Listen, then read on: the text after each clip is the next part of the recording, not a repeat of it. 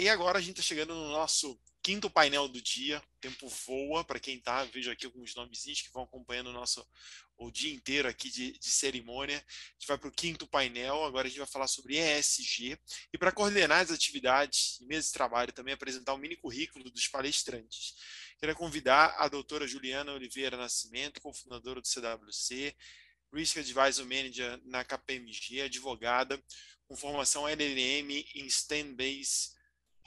Eu não vou falar em Berlim, mais fácil, Juliana. Vocês colocam alguns nomes, você, a Anne, trouxe os nomes, deixa a gente aqui difícil de falar, peço de perdão. Certificada na Global Compliance da Universidade de Fordham, com formação em Business Leadership pela Universidade de Queensland, formação de Compliance Management pela Universidade de Frankfurt. Escritora palestrante nos temas de Compliance, ESG, dentre outros grandes temas. Uma pessoa que já conheço há alguns anos, já posso dizer isso, acho que já fazem 2 anos que eu conheço a Juliana, uma amiga. Mais uma vez, muito obrigado por estar aqui com a gente no Compliance Across e aceitar o nosso convite. Passo a palavra para você apresentar nossas palestrantes. Imagina, agradeço, Márcio, mais uma vez o convite, a doutora Karine Eslar, também o doutor Giovanni Saavedra, também é um tema hoje super importante sobre esse contexto, para a gente poder trabalhar essa visão e todo esse contexto aqui do ESG no dia de hoje, né? Então, eu quero inicialmente começar falando, apresentando as nossas integrantes do painel de hoje. Eu começo, então, com a doutora Ana Paula Carracedo, que é Chief Compliance Risk and Audit Officer no grupo Qualicorp, onde é responsável pela diretoria de ESG e segurança da informação, foi coordenadora da plataforma de ação anticorrupção do Pacto Global da ONU, Chief Risk and Compliance Officer da Votorantim por mais de 7 anos. Com formação em Economia pela PUC de São Paulo, Marketing pela Anhembi Morumbi e pós-graduada em Gestão Econômica pela FGV. Antes da Votorantim, atuou por 4 anos nos Estados Unidos, no US Chamber, na área de relações governamentais, seguidos de 8 anos na KPMG, atendendo empresas dos mais diversos segmentos em consultoria em governança, riscos, compliance e assessoria em processos de IPO no Brasil e nos Estados Unidos. É presidente do Comitê de Compliance da Anshan e atuou como membro dos comitês de auditoria da Companhia Brasileira de Alumínio e Votorantim Energia. Temos também aqui a Tamara Ginciene Malara, que é mãe do Henrique e da Isabela. Além dessa missão, tem atuado como profissional de Legal e Compliance nos últimos 16 anos, exercendo suas funções como diretora de governança de riscos e compliance agora na Renova Energia, empresa brasileira de energia renovável, desde março de 2020, sendo responsável pela estruturação e implementação de seu programa de compliance. Por fim, nós temos a querida Adriana de Andrade Solé, graduada em Engenharia Elétrica, pós-graduada em Gestão Empresarial e Engenharia Econômica, conselheira de administração na Companhia de Gás de Santa Catarina e recertificada pelo IBGC, conselheira independente na Editora Fórum, ainda membro suplente do Conselho Fiscal da Vale, membro do Grupo de Governança Corporativa Brasil e do IBGC, consultora de governança corporativa do Instituto de Desenvolvimento do Mercado de Capital, sócia fundadora da Tradecom Business, conselheira de administração, então, com vasta experiência aí dentro do mercado e dentro dessa concepção do que nós vamos abranger aqui para o tema de ESG. Então, se vocês observarem aqui, nós temos um painel bastante relevante no dia de hoje, com profissionais aí excelentes para abordar um tema tão importante. E para nós darmos início, né, à nossa tratativa, lembrando que o ESG é abordar as questões ambientais, sociais e de governança corporativa, um tema aí que foi principalmente iniciado em 2004, né, ele já veio aí cunhado pelo Kofi Annan no Pacto Global, um desafio para os 50 CEOs das instituições financeiras, e diante disso eu pergunto, é um tema que vem de hoje? Não. mas se você observar de forma separada as questões ambientais, sociais e de governança. Mas nessa tríade que eu chamo conjunta, foi aí a partir mais do ano passado que isso se reforçou muito, embora ele já foi um termo apresentado em conjunto desde 2004. E para nós discutirmos aí todas as vertentes do ESG, eu vou passar aqui a palavra para cada uma das nossas aqui palestrantes, para que nós possamos explorar o tema e contamos também com todos vocês através das perguntas e da participação aqui neste relevante painel. Então, dando início aqui, eu vou passar a palavra para a Ana Carracedo, para que ela possa aí trazer as suas considerações sobre esse tema. Ana, é com você. Muito obrigada, Ju. É um prazer estar aqui com vocês. Agradeço ao Márcio e à Karine. A doutora Adriana não sabe, mas o primeiro curso de governança que eu fiz foi com ela em 2006. E nessa época eu estava escrevendo o manual ESG da KPMG. Então, é um tema que eu tenho o maior prazer em falar. A Tamara é uma grande companheira aí de carreira, de discussão, de debate, de ações coletivas, muitas coisas que a gente faz juntas. E a Ju, nossa princesa do compliance, né, que uniu toda essa mulherada que traz muita informação para o mercado, quem eu admiro muito. Então, é um prazer enorme estar aqui com vocês. Eu vou tentar ser breve, porque eu acho que o mais bacana é o bate-papo, então vou dar um pouco de contexto de onde esse negócio surgiu e por que eu estou falando disso, né? Apesar de ser diretora de compliance, riscos, auditoria e segurança da informação e ESG, eu tenho atuado na minha carreira já há bastante tempo em governança, nas questões de sustentabilidade, e eu fui conselheira do Pacto Global da ONU no Brasil por aproximadamente 4 anos, ainda estou no conselho consultivo, e é daí que vem um pouco a minha bagagem. Então, a Ju comentou aqui sobre a questão da Agenda 2030, da ONU, de onde vem o termo ESG, e assim, o Kofi Annan, lá no ano 2000, ele estruturou um braço na ONU chamado Pacto Global, que é uma chamada para as empresas, de fato, se aproximarem dessa agenda ambiental social, né? E aí, naquela época, eu gosto de falar da ONU, porque a gente parte de um ambiente muito macro para depois ir aprofundando e falar como isso chega no nosso dia a dia. Então, naquela época, qual que era a discussão entre os líderes globais? Como que nós preservaríamos o planeta, as pessoas, como teríamos prosperidade, paz e parcerias como questões cruciais para o desenvolvimento sustentável aí, da humanidade. E esses desafios, eles foram quebrados em objetivos de desenvolvimento sustentável, que são os ODS. Aí eu recomendo quem tem interesse, dar uma buscada nos ODS, porque eles representam a quantidade muito ampla de problemas que a gente tem, como erradicar a pobreza, acabar com a fome, trazer uma vida mais sustentável, educação de qualidade, igualdade de gênero, as questões relacionadas à água e saneamento, energias renováveis, trabalho digno, enfim, a gente tem 17 objetivos aí de desenvolvimento sustentáveis que o Pacto busca trabalhar com as empresas esses objetivos, ou seja, a empresa ela tem que produzir de uma forma sustentável, a sociedade tem que consumir de forma responsável, e como é que a gente conecta essas agendas, né? Que é a grande questão aí. Então, para vocês terem noção desse trabalho, foram estabelecidas 169 metas distribuídas em diversos segmentos, diversas empresas e pelos pactos globais de diversos países. Passando aí um pouco para o Pacto Global mesmo, né, ele faz essa frente com as empresas. Então, as empresas que são signatárias do Pacto Global, elas se comprometem em atuar em linha com esses princípios da ONU e com os Objetivos de Desenvolvimento Sustentável. E aí elas se dividem em fóruns. Então, o Pacto Global tem uma série de fóruns para discutir essas questões. E aí, quando eu ouço uma empresa falando, mas a minha empresa não tem muito a ver com questões ambientais, dá uma olhadinha na quantidade de problema do mundo, eu tenho certeza que você vai identificar um papel para a sua empresa e um papel para você como cidadão de se envolver mais nessas questões. E aí o Pacto ele cria esses diversos fóruns.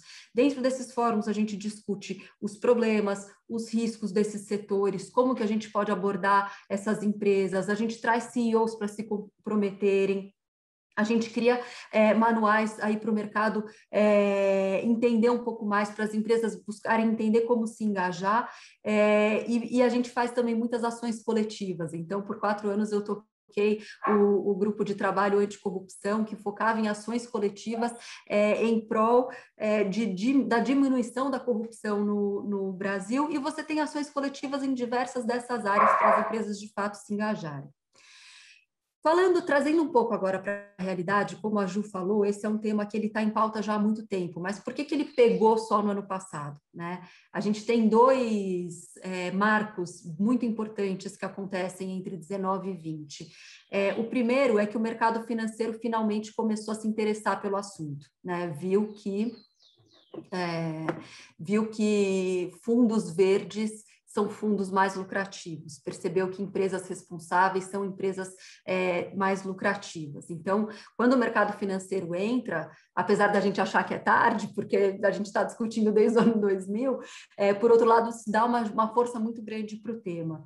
E o outro advento foi o desenho da regulamentação da União Europeia sobre colocar as questões de ESG nos programas de compliance da empresa.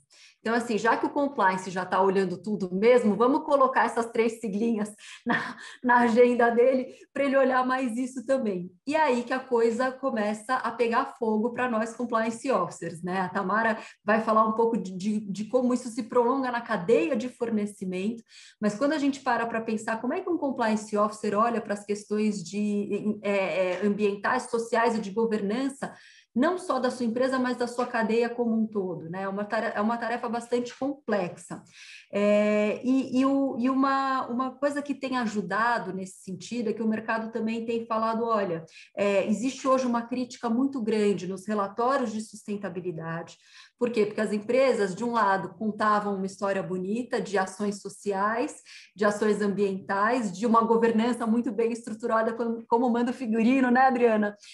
Mas elas deixavam de publicar os impactos negativos delas na sociedade, no meio ambiente, dentro da sua própria empresa. Então, vem surgindo aí um tal de relatório integrado, que é mais uma força do mercado para falar, olha, você não vai falar só sobre aquilo que você faz de bom, o mercado quer saber como que você impacta negativamente, qual que é a sua matriz de materialidade, quais são os seus riscos, isso estava sendo muito abordado no painel anterior. Então, traz aí uma responsabilidade muito maior para o Compliance Officer. Então, eu quis só dar uma floreada aqui e vou passar para as minhas colegas, e aí a gente entra no debate para falar do como fazer tudo isso. Perfeito.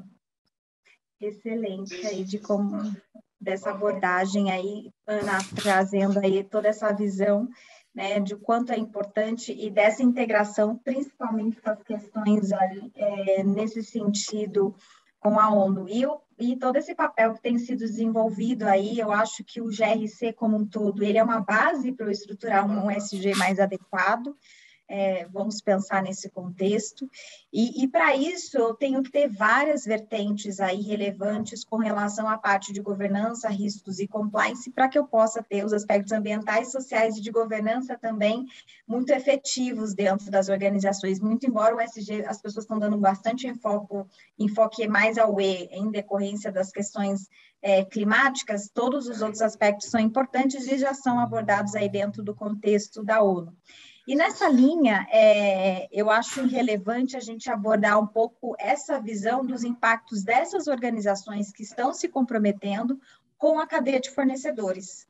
E como isso sucede dentro dessa cadeia, porque eu tenho que refletir isso, e assim como foi compliance que refletiu isso muito dentro da cadeia de fornecedores, eu acho que o ESG também vai um pouco nessa linha, mas precisa de uma melhor estruturação. E aí, Tamara, eu queria te ouvir um pouco sobre isso, para que nós possamos aí compreender um pouco melhor de como que você vê essa visão dentro aí desse contexto da cadeia de fornecedores, sua experiência aí também na Renova. Bom, obrigada a todas pela oportunidade, obrigada também ao ESN por organizar esse evento, que é muito bacana. Eu acho que a gente está num momento agora, e também tem esse painel aqui maravilhoso só com mulheres, né? O Márcio está dando ali a nossa pitada de diversidade aqui desse painel também. Mas, assim, estou muito orgulhosa de estar com vocês todas aqui, segurando esse painel importante sobre ESG e que diz muito sobre propósito, né, gente? Acho que eu coloco os meus filhos ali como primeira missão, muito porque o meu sonho de ser mãe foi realizado e, além disso, eu tenho uma preocupação enorme com a conscientização ambiental deles e educação e como é que eles vão transformar e como que o que eu posso fazer hoje para transformar um pouquinho a vida deles, para que eles também tenham essa mesma consciência, né? E é bacana ver, eles são pequenos, eles já têm uma consciência ambiental muito bacana. Quando eles estão andando na rua e aí vem algum lixo no chão, eles ficam indignados, isso aqui não pode, enfim. Talvez eu com 6 e 4 anos não tivesse essa consciência ambiental, assim, mas eu acho que a gente deve estar acertando em algum momento, né? E quando a gente fala de educar e crianças, enfim, a gente tem que falar também da conscientização interna das empresas, né? Então, todos os standards aí, a gente pode olhar para a GRI, você pode olhar para a B3, você pode olhar para onde você for identificar, onde eu parto, qual é o meu ponto de partida, quais são as melhores práticas, por onde que eu vou. Tem um trabalho, pessoal, que dá para a gente fazer muito dentro de casa, e foi o que eu fiz aqui na Renova, né? Na Renova, a minha empresa está em recuperação judicial, com plano de recuperação judicial aprovado já, desde dezembro de 2020, mas a gente sentiu muito na pele, né? E uma empresa em recuperação judicial precisa captar recursos, né? Então, a gente tem que ter essas conversas com investidores de onde está o seu programa de ESG, né? Então, a gente precisou fazer um trabalho aqui mesmo de casa, então eu sentei com todas as áreas de negócio, fui identificando os nossos indicadores, estudei um pouco também por minha conta e risco mesmo, né? E fui identificando ali o que o mercado estava trazendo. E eu vi que dentro de casa a gente tinha muita coisa, antes mesmo de chamar uma consultoria externa para trazer e vai impactar em custo, e a gente está em recuperação judicial, eu falei, poxa, deixa eu ver o que a gente consegue fazer aqui, o que a gente já tem dentro de casa, né? E eu tive uma grata surpresa de olhar que a gente já estava com um programa de compliance fazendo análise reputacional de fornecedores que não era só de corrupção. Então, a gente também estava olhando para o aspecto de trabalho escravo, se a empresa tem algum tipo de violação aos direitos humanos.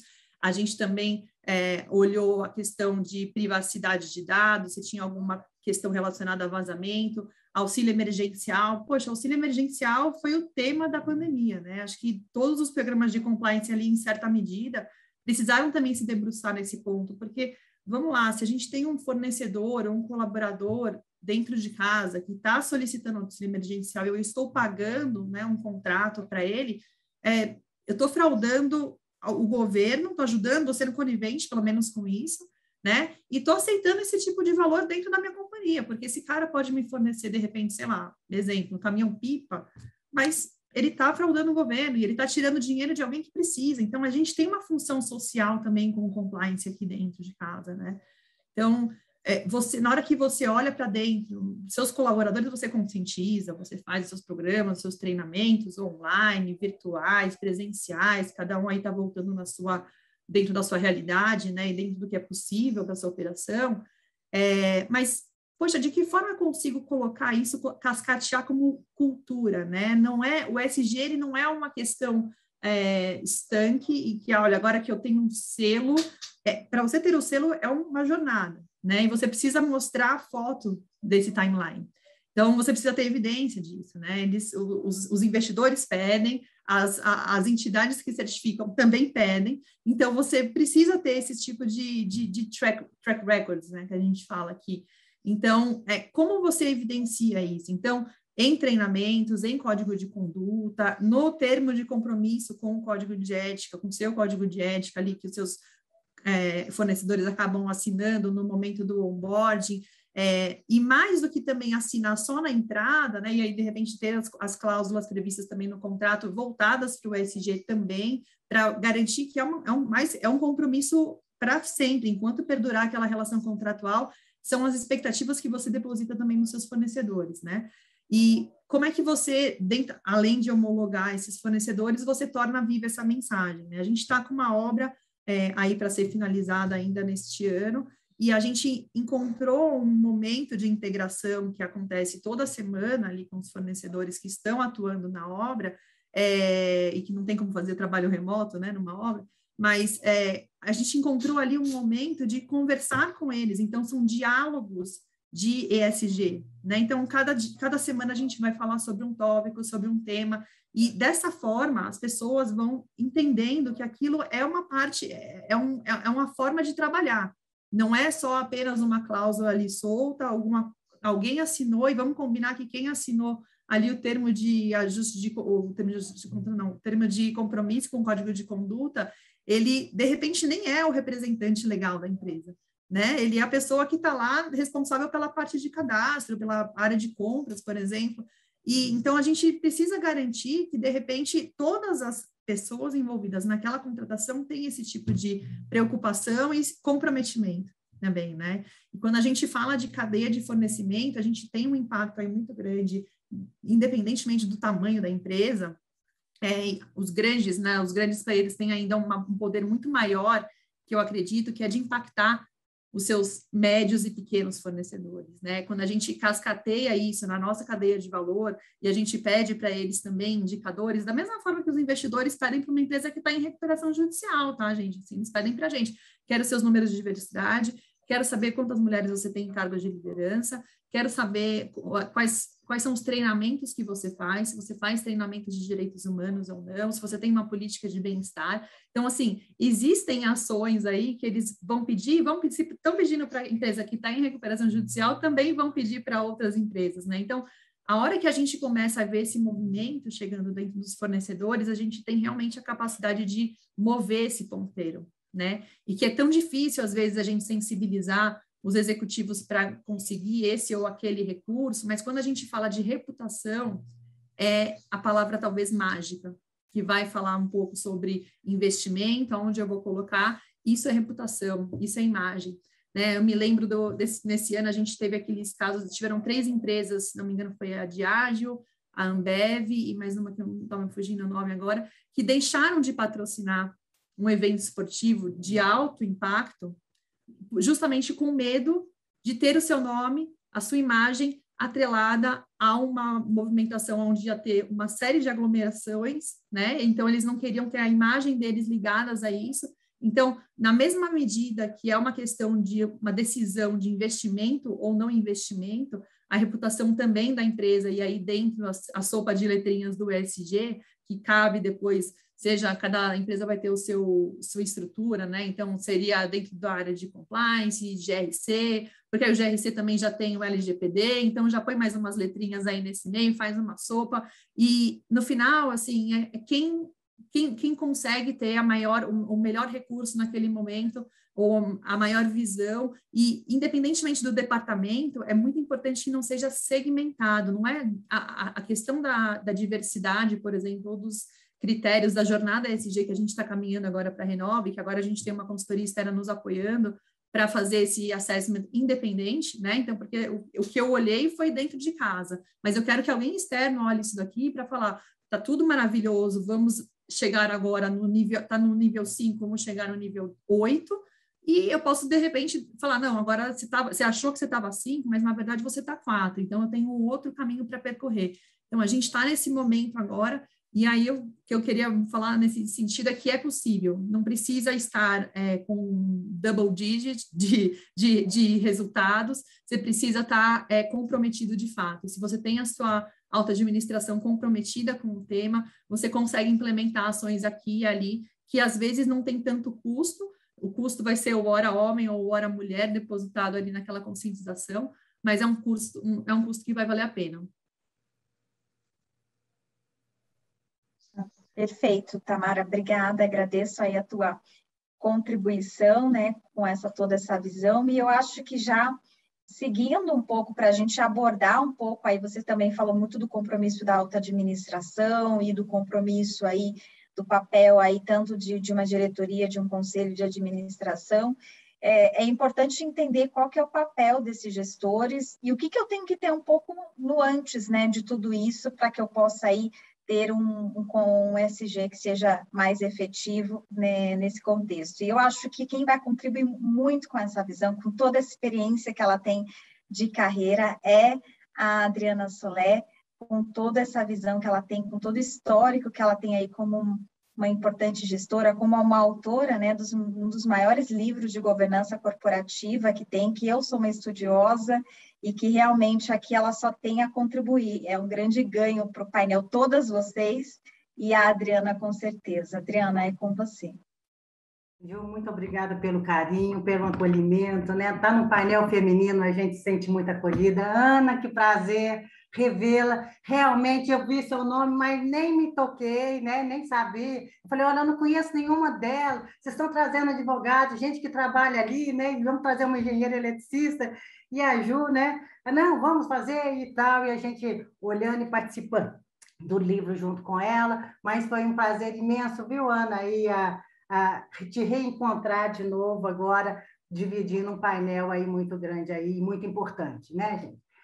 Bom, Ju, eu vou te pedir um favor. A internet aqui em BH, até por coisa, está caindo muito. Se eu cair, eu estou voltando. E aí você não deixa a peteca cair, não. As meninas vão pegar onde eu larguei e vocês já vão dando que eu entro na conversa de vocês, caso aconteça, né? Mas vamos lá, gente. Eu gostaria de fazer algumas pontuações, né? Parabéns pelo ponto de vista da Tamara e pela questão dos stakeholders, Ana, a questão do Pacto Global, e aí essa questão da governança global, ela começou levando o assunto ESG pela governança global, pelos ODS, e a Tamara entra, né, e traz um pouco para o mundo das empresas aqui, né, com os stakeholders, um dos mais importantes, que são aquela, né, a questão dos fornecedores e tudo, né?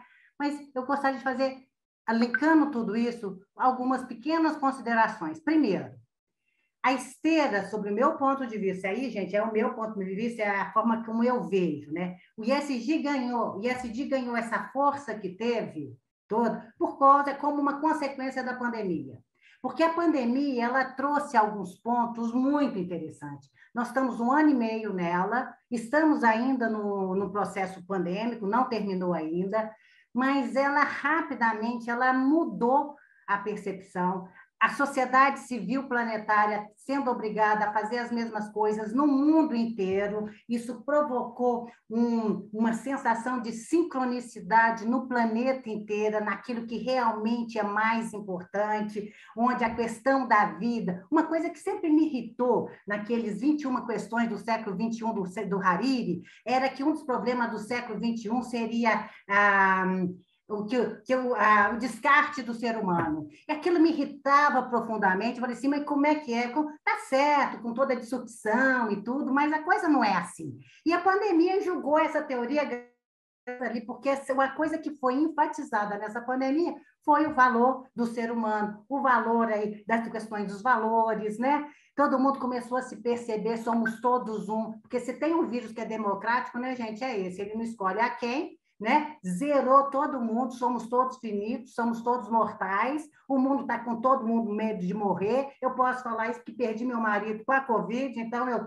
falo isso assim sem nenhum tipo de constrangimento. O que é isso na síntese, né? Do que a gente... O que é o impacto da Covid dentro de uma família, a rapidez que é uma coisa assim inusitada, surreal e etc. Mas o que a gente precisa entender, o que isso provocou no planeta inteiro. Foi uma percepção da sociedade muito grande dessa finitude e da importância da vida. E eu acho que essa foi a esteira básica para essa repaginação, né? Essa repaginação do ESG, que desde 2020, a Ju fala 2004 por causa do Kofi Annan. Eu falo de 2020 porque 2000, quando a Bolsa de Londres, a FTSE, lançou o rating ESG em 2020. Ela entrou com esse, já era ESG em 2000 ali, e a gente já tem praticamente 20 anos de ESG. Agora, numa repaginação, agora numa nova voltagem ali, né? Então, a pandemia trouxe isso, trouxe toda essa questão que a gente vê. A sociedade civil mudou.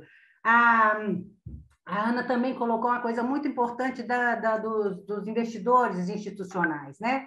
Os investidores institucionais, eles criaram o maior banzé no mundo corporativo em janeiro do ano passado, quando o presidente da BlackRock, CEO, falou o seguinte, ó, a partir de agora eu só vou, né, BlackRock, um dos grandes fundos de investimentos, né, de fundos de investidores, né, institucionais dos Estados Unidos, e depois os outros dois maiores também vieram atrás dele, nós só vamos aplicar em projetos e empresas que estejam obedecendo às regras do ISD. Acabou. Investidor institucional, falando sobre isso. Bancos centrais todos, de uma certa forma, trabalhando em conjunto para quê?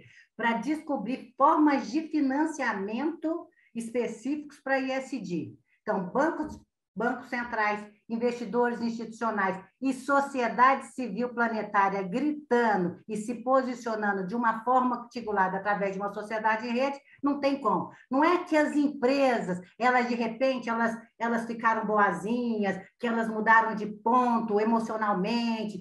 Não, elas vão fazer isso, que elas estão começando a perceber a força que isso está vindo, se elas não estiverem, elas vão estar fora. E muito rápido.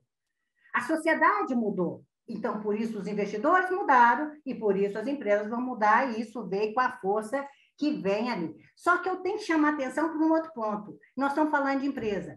O poder das empresas, cada dia que passa, elas ficam imensamente maior, né?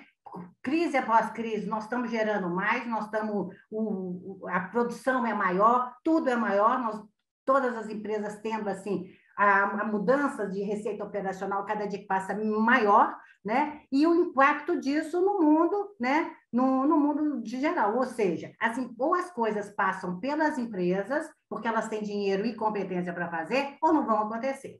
Isso só vai entrar nas empresas, gente, se entrar via um conselho de administração. Então, nós estamos falando de compliance office, nós estamos falando de tudo. Compliance, para mim, né? E aí, vamos lá. Compliance, para mim, faz parte do sistema de fiscalização e controle de um modelo de governança. Sem governança, vocês esquecem que não tem compliance, que não tem LGPD, tem que ter uma estrutura que governa as coisas para as coisas acontecerem, para ter alguma chance de acontecer. As nossas empresas, antes da pandemia, estava todo mundo no GCR. Vocês gostam de falar GRC. Eu gosto de falar GCR, porque, né, aí uma mudançazinha, né? As empresas têm que ter uma mínima estrutura de governança para poder aguentar um sistema de fiscalização que precisa fazer. Compliance entrou pela questão da responsabilização, principalmente, né, depois da 12.846, né, a responsabilização das pessoas físicas, dos gestores todos ali, né, tanto dos administradores da empresa, né, e de repente entra isso, compliance entrando no sistema de fiscalização e controle das empresas. As empresas estão ali. Quando elas começam a perceber que o grau de exposição da administração estava grande demais, elas tinham que fazer alguma coisa, porque era aí a CPF de gestor, de conselheiro, né, de qualquer coisa. Nós vimos nos últimos problemas que nós tivemos aqui, laudistas serem presos, gestores serem presos, engenheiros serem presos, CEO sendo mandado embora, nós vimos tudo isso muito recentemente. Então, está aí a força de um compliance, né, de garantir a integridade e a resiliência das empresas. Pode acontecer o errado, mas nós não vamos morrer também, não. Nós vamos aprender com isso e vamos blindar a empresa para que isso nunca aconteça. Que eu acho que esses dois pontos, para mim, em compliance, é o mais interessante, garantir a resiliência e blindar a empresa para que aquilo lá nunca mais aconteça, né? E as empresas estavam muito no GCR, muito ali na questão. E por que risco, né? Porque a matriz de risco, a mentalidade de risco dá para a gente a tangibilidade, né? Aquilo que faz primeiro. O que é a matriz de risco? Alta probabilidade de acontecer com alto impacto negativo na sua vida. Vamos blindar, porque aquilo ali não dá para me passar. Então, por isso que eu inverto, em vez de GRC, eu inverto primeiro estrutura mínima de compliance, né, de governança, compliance o máximo, e eu coloco na matriz de risco para mim tangibilizar aquilo que eu tenho que fazer primeiro, que não dá para fazer tudo, como vocês já falaram aqui, porque é tanto desafio que a gente tem que fazer. Muito bem, quando a gente começa a blindar a empresa sobre o ponto de vista de compliance ele traz para dentro da empresa a parte que a Tâmara colocou muito bem dos stakeholders, né, e no caso dos fornecedores. A empresa passa a ser penalizada por qualquer pesada do tomate que qualquer stakeholder dela faça. E aí virou um escambo, né? Aí o negócio complicou, porque além da empresa, ela tinha que garantir os stakeholders também. E aí ela vem, né? Só que quando ela coloca os stakeholders, A empresa sai do GCR e começa a entrar no que eu chamo aí sim de ASD. A empresa se vê como parte de um território e esse território tem que ser tão desenvolvido quanto ela. Ela começa a perceber a responsabilidade que ela tem no território no qual ela está inserida. E aqui, Tâmara e Ana, é muito diferente daquilo que a gente fazia há 10, 15 anos atrás, da responsabilidade corporativa, que tinha que garantir ali a dimensão econômica financeira, a ambiental, né? Que era naquela época valia, porque a nossa mentalidade era aquilo, não estamos, não. Só que nós estamos numa outra ponto da espiral, mais em cima. Agora é rentabilidade, agora em vez de dimensão ambiental, que era pegar nós estamos falando de sustentabilidade, e aquela questão que a gente falava muito de trabalho escravo na parte social, agora é inclusividade. Você não é só convidar para dançar, né? Não é só você convidar para a festa, é dançar com a pessoa ali, né? É incluir mesmo, é abraçar e vamos fazer. Não dá mais para ser meia boca. Não dá mais para dizer que está. E o que me preocupa muito, gente, é que muita gente está pegando aquela nosso discurso antigo, fazendo uma repaginação e dizendo que é ESG, porque não é. Uma coisa é você trabalhar no território. A outra coisa é você falar em ecossistema. O I de ESG é ecossistema.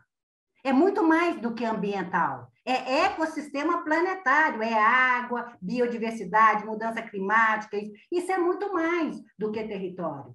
Agora, nós mal e porcamente mesmo, nós estamos fazendo a nossa responsabilidade ali corporativa com os mais próximos da gente, que é o território. Uma governança territorial, ela é a coisa mais importante que as nossas empresas, principalmente as nossas aqui, que é commodities, é mineração. Olha a encrenca de governança em terras indígenas, olha a encrenca que isso é. E nós estamos querendo falar de ecossistema? Se a gente não está tendo a competência, desenvolvendo a competência naquilo que a gente tem de mais próximo aqui. Então, o discurso está aí, e ESG já veio com muita força. Nós já temos, por exemplo, Japão, por exemplo, não vem ali naquela fase, né, de não tem mais financiamento japonês para plantas novas, industriais novas à base de carvão, né? E esse dia nós estamos falando de descarbonização, energias limpas, é mudança de processo, é outra coisa do que simplesmente adotar ou ver parte dos nossos stakeholders. O grande desafio para chegar bem no ESG é você ver o seu território na integralidade, na complexidade dele mesmo. Isso é um trabalho do cão, isso é formação dali, é você escutar. Olha para vocês verem, nós temos aqui, né, praticamente 350 etnias indígenas. Os minérios estão todos basicamente nessas áreas, floresta e tudo. Cada um fala uma língua diferente, com valores e coisas diferentes. Vai tratar qualquer coisa em território dele, não dá o que você fizer para um, não vai valer para outro, porque são diferentes. A escuta tem que ser diferente. A gente tem que ter essa disciplina. E a empresa que tiver nessas áreas tem que ver. Então, a minha visão é muito empresarial. Isso só entra via conselho.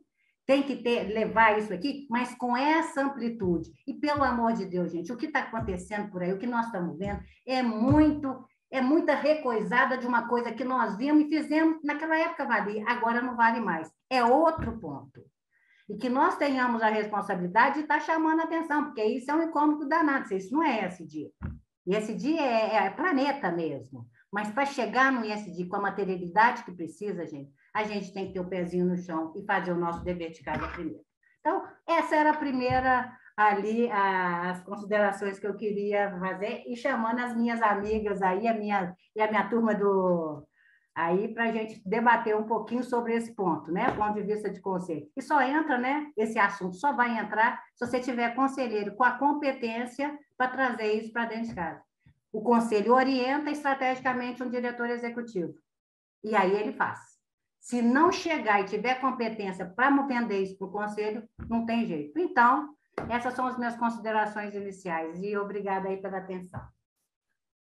Perfeito. Eu te agradeço, então, Adriana, pela excelente explanação aí sobre esse tema. A gente tem alguns minutos aqui, eu queria fazer algumas perguntas para vocês.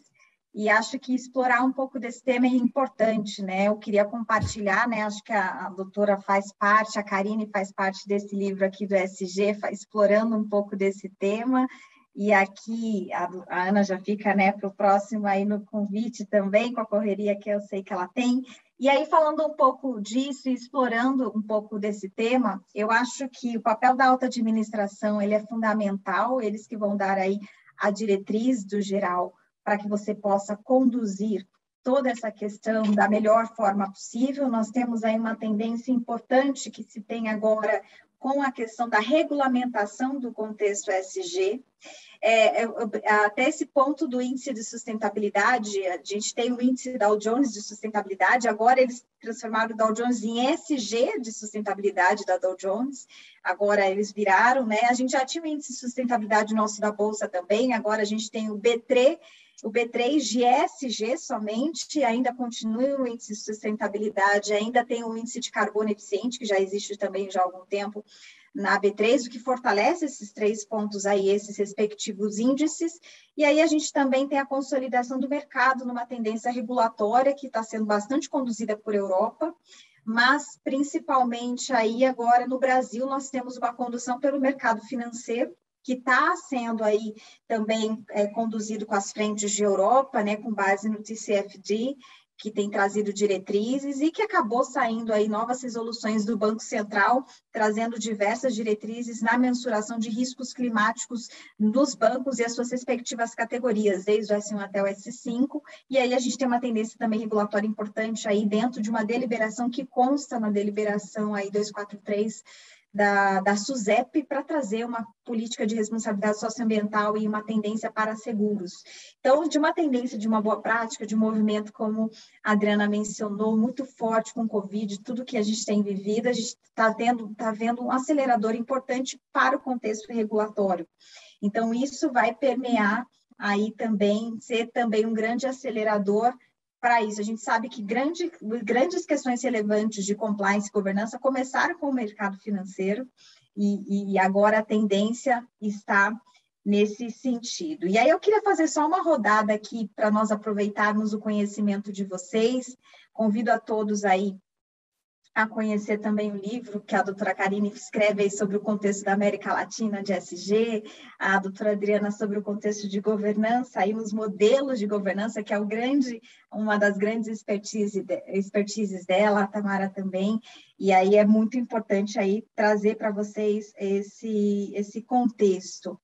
Mas eu queria começar com a Ana, assim, só para trazer assim uma visão mais abrangente, assim, como que você vê aqui que essa questão vai se desdobrar no universo das empresas signatárias do Pacto Global? Elas já estão conduzidas ali para os ODS, mas o quanto efetivo, né, e essa questão ESG vai estar ali dentro da pauta das empresas signatárias aí do Pacto? Porque uma coisa são os 10 princípios lá do Pacto, que tem uma consonância, mas ainda tem um caminho a se percorrer para essas organizações também. Exato, Ju. Acho que assim, essa é uma pergunta muito importante, eu vou conectar aqui com a fala da doutora Adriana. As empresas, quando elas pensam em serem signatárias do Pacto Global, elas querem mostrar esse engajamento, elas querem se mostrar responsáveis.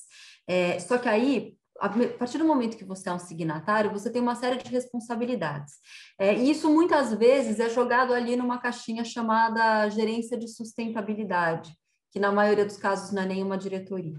E aí fica o pobre coitado com um to-do list gigantesco, com uma missão quase que impossível, de mostrar as competências da empresa, né? E o pacto, e aí a ONU, ela é um pouco assim, ela é um órgão que não é punitivo, não é regulador, então ele espera que você faça, mas ele não vai te auditar propriamente dito, ele vai conversar com você se você tiver um problema com a justiça, se você tiver com uma série de escândalos nos jornais, ele vai punir, ele vai pedir para você sair do pacto enquanto você estiver ajustando aí a casa, mas ele não vai monitorar isso para você.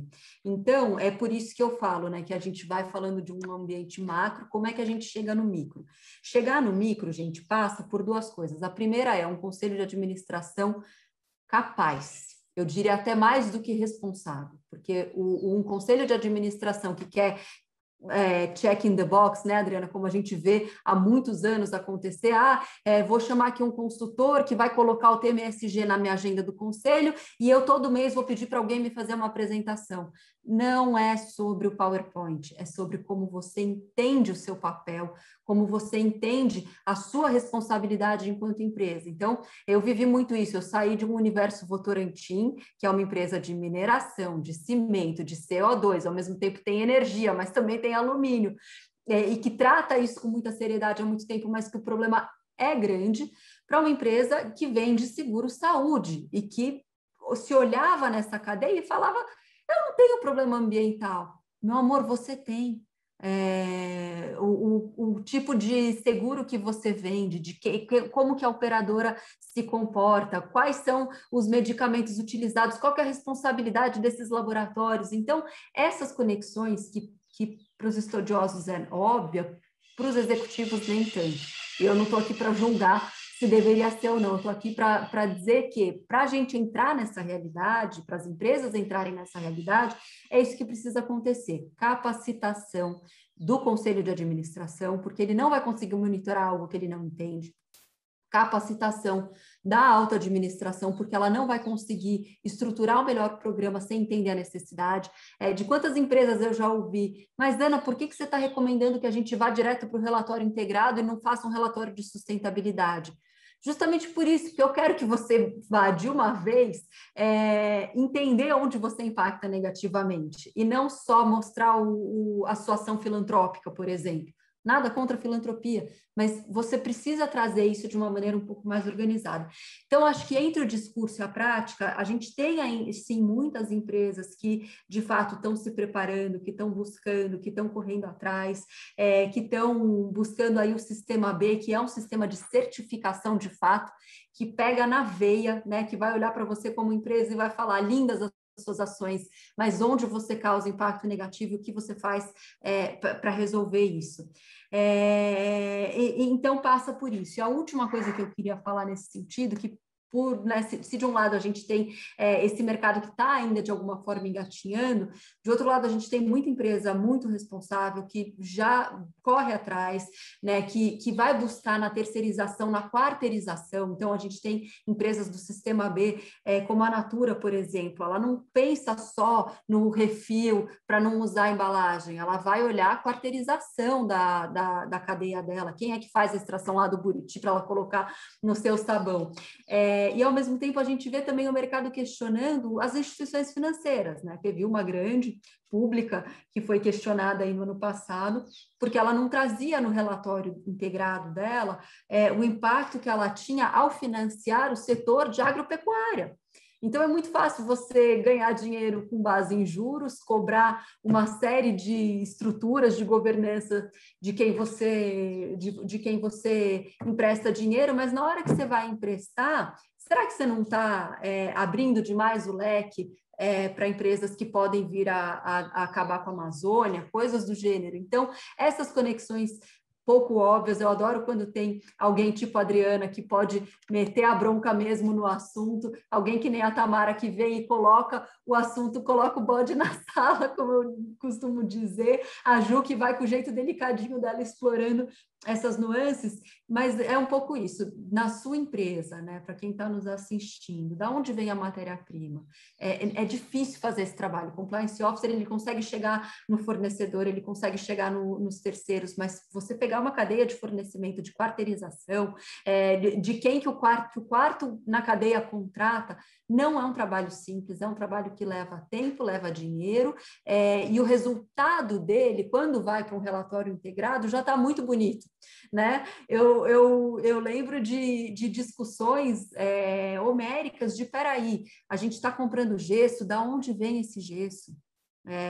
O reboco da sua casa, você tem certeza que você não está comprando de uma empresa que não tem o menor cuidado em comprar de empresas que usam crianças para fazer essa extração? Então, infelizmente, se a gente pega um ativista e coloca aqui no grupo, ele vai falar coisas que a gente morre de vergonha, vale a pena pesquisar. E cobrar do conselho de administração. Em alguns casos, a gente tem que fazer isso mesmo. Tem conselhos que, e eu conheço diversos conselheiros como a Adriana, que vão buscar certificações que trazem mesmo o papel para a pauta, mas a gente ainda tem também um universo de conselheiros muito voltados para demonstrações financeiras, gente muito do mercado financeiro, então precisa trazer essa realidade. E aí eu volto lá, só para finalizar, no começo da minha fala, quando a ONU fala que para a gente resolver a questão planetária, a gente vai precisar de pessoas, de paz, de parcerias. Eu acho que a parceria entre o management, o conselho, a sociedade, e o seu papel ali não seja um funcionário conformado. Traga o ponto para a discussão, porque o melhor que a empresa pode ter é um funcionário que não se contenta com a realidade dele hoje. Perfeito. Não, agradeço, Ana, e acho que tem todo um sentido isso que você me falou. E eu queria dar sequência aqui para a gente poder aproveitar mais conhecimento das nossas aqui palestrantes. Vou passar para a Tamara e depois, na sequência, para a Adriana.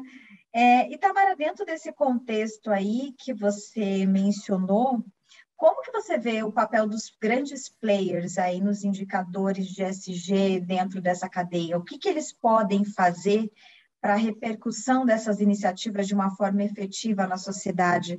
Nós lembrando aqui que o compliance ele contribuiu muito com os grandes players para essa mudança.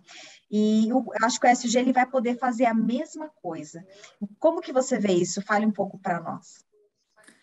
Bom, eu acredito que aqui os grandes players eles têm um papel de agentes de transformação da sociedade, né? Porque uma coisa é atender ao que diz a legislação. Outra coisa bem diferente é você fechar negócios, né? E na hora que a gente fala em sobrevivência, em competitividade, em concorrência, né, entre players do mesmo segmento, eu vejo que às vezes existe uma grande, parece um jogo de time mesmo de futebol, né? O meu ESG é melhor que o seu, enfim.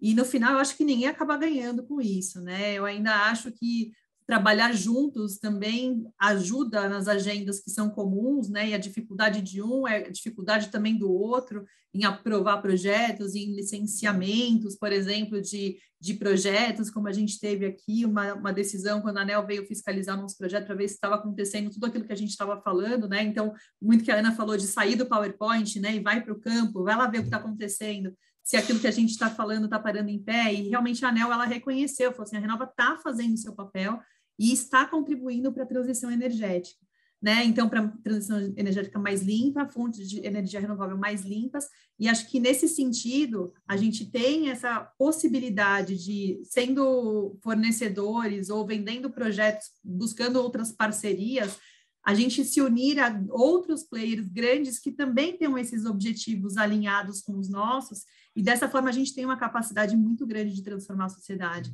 né? Quando eles exigem esse tipo de ações ou iniciativas, ou de que forma você está mudando o seu ponteiro, como é que você está movendo o ponteiro na sua empresa, como é que eu posso aprender com você, né? E eu acho que é a gente se colocar nessa posição também de ouvir do outro, né? E assim, baixar um pouco a crista, que ninguém aqui quer ter o programa de ESG melhor do mundo. Nossa, eu quero ter o programa de ESG da Ambev. Eu adoraria ter o da Ambev, mas assim, o que eu estou conseguindo fazer hoje com os recursos que eu tenho, né? E a hora que eu tiver em condições melhores, assim, eu faço um programa um pouco maior, mas acho que os grandes, eles têm essa grande missão de puxar mesmo as pequenas e médias empresas para chamar a atenção deles, né, de que isso é importante, é mais uma obrigação acessória, é mais do que recolher o FGTS e INSS, né, mas é também ter esse olhar um pouco mais humano, né, que a gente se debruçou muito sobre isso nesse momento de pandemia que a gente está vivendo aí há 2 anos, mas a gente tem essa capacidade realmente de puxar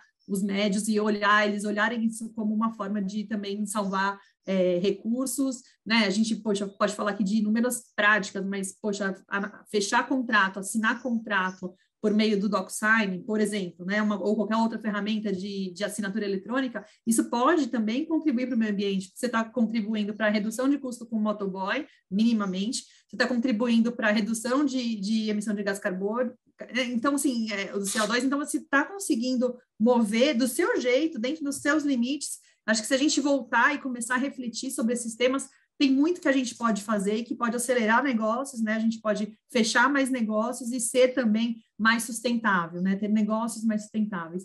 Então, eu acho que eles têm essa grande agenda de transformação mesmo da sociedade.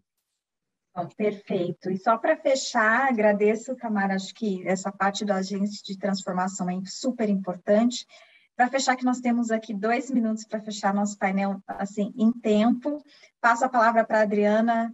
Qual o papel do Conselho de Administração? O que a diretoria tem que ter de visão para mudar isso? Eu acho que o Conselho precisa amadurecer desses temas e eu queria muito te ouvir como ser o Conselho que vai transformar nisso e quais as pessoas, qual é a visão das pessoas que têm que estar nessas cadeiras, defendendo esse contexto.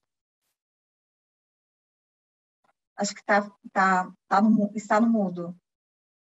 Vamos lá, Ju. Eu acho que o conselho tem que fazer o papel dele básico, que é orientar estrategicamente uma empresa. Para isso, ele tem que ter a competência. E aí, sim, tem que ser diverso. Porque as pessoas acham, tem um conselho 7, um número ímpar, mais ou menos ali, né? 7, mais ou menos 2. É muito poucas pessoas com competências específicas ali para dar conta de todos esses, digamos assim, desses desafios que nós estamos colocando.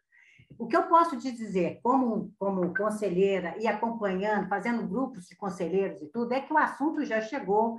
É um assunto que tira o sono dos conselheiros, pelo menos os que eu conheço, que a gente troca, que fica trocando figurinha, que está errado, e a gente briga pra caramba também dentro deles, porque a gente sempre fica aquela coisa para ter a pegada correta, a materialidade e tudo, né? Então, já chegou a questão da diversidade. E tem um pouquinho de humildade também, porque é uma coisa muito nova e é nova para todo mundo. E, na verdade, nós estamos aprendendo, é todo mundo aprendendo sobre uma coisa que está chegando, que nós estamos tendo a noção da dimensão, da profundidade que é, né? Então, a gente tem que ter um pouquinho de humildade, de correr atrás, de buscar, de ler, de fazer, e a gente tem que... Agora, um conselho, né? Ele não precisa saber tudo. Vamos lá, tem os comitês de auditoria, tem os comitês ligados ao conselho, que são comitês consultivos, né? Aqueles que vão ajudá-los a pensar. Contrata uma grande pessoa, uma grande figura especialista em determinados pontos que a empresa não tem e joga para dentro, já coloca isso perto do conselho para ali falar e tudo. É criar um senso de urgência e tudo. Se o conselho não tem, monta-se os comitês técnicos ligados aí, mas tem que ter ligado aí. Não pode estar ligado nada à diretoria executiva, que aí fica em cima do CEO, e aí é resultado. E não. Porque o CEO, gente, o diretor executivo, tem que fazer acontecer mesmo. Ele tem que dar o resultado, posicionista e tudo. Quem pensa estrategicamente como fazer, tem que ser o conselho. Então, essas coisas vão chegar, a cobrança vai vir, que aí vem de cima para baixo, aí as coisas funcionam. Então, o conselho tem que fazer o que ele tem que fazer mesmo, é direcionar competentemente uma agenda em relação a isso, e vendo muito, né, o momento que a empresa está, o ciclo de vida que a empresa está. Não adianta vir com uma agenda ESG se ela nem o GCR ela está montada. Não vai dar certo. Aí não, aí nós estamos brincando de fazer, de aconselhar. Vamos ver onde é que está e vamos fazer. Garantir o GCR primeiro, focar já o território de uma forma mais coisa, e aí sim, já focar o ESG. Mas eu vejo mais ou menos dessa forma. E é por aí. Perfeito. Agradeço aqui a todas a participação, dando cumprimento aqui ao nosso horário e à agenda aqui do evento. Eu acho que o painel foi bastante rico, com as 3 visões de todas vocês, assim, eu fiquei muito feliz de moderar esse painel. Acho que foi, assim, uma riqueza muito grande de conhecimento e de discussão aqui do tema, e a Adriana fechou com esse papel importante e a estruturação do GRC como uma questão mínima para que eu possa chegar em outros patamares, falando em nível de ESG. Acho que esse recado final é super importante e só reforça as agendas da ONU, só reforça as agendas aí de COP26 que nós estamos vivendo, e eu acho que é isso, deixamos esse recado super importante. E aí, passo a palavra aí para a Karine e convido vocês para quem quiser conhecer o livro, que vocês todos aí também fazem parte de SG. Karine, é com você, com o Márcio, e mais uma vez agradeço e passe para o outro painel, que eu tenho certeza que vai ser excelente também. Gratidão, Ju, gratidão às queridas expositoras. Márcio, contigo. Muito obrigado. Queria agradecer, Ju, mais uma vez, pela condição, maestria. Adriana, fazendo propaganda do livro, isso aí, tem que mostrar o livro. E tem vários artigos, a gente vai divulgar melhor eles. Depois, Ju, coloca no chat aqui, para o pessoal também conhecer o livro, saber onde está, acho que vale a pena. Aí todo mundo que está participando com a gente também consegue visualizar. E também a Ana, desculpa, eu acabei falando, eu vi o livro aparecendo, eu falei, deixa eu já avisar para colocar aqui no chat, porque com certeza é uma obra fantástica, coordenada por você, né, Ju? Então, muitos bons autores, até o Dr. Giovanni também está lá, o Humberto, tem vários amigos que também escreveram nessa obra. Então, parabéns por fomentar essa cultura ESG e estar com essa bandeirinha, Ju. Você sempre está aqui falando com a gente sobre isso. Então, muito obrigado a vocês. Foi muito bom, anotei algumas coisas. Eu já vou aproveitar, eu daqui a pouco vou fazer o painel sobre prevenção à lavagem de dinheiro e compliance bancária, mas eu anotei algumas coisinhas aqui, porque eu vou aproveitar lá no meu painel também, porque é verdade, a gente tem que lembrar também, tem muito link o dia inteiro com o que a gente vem falando.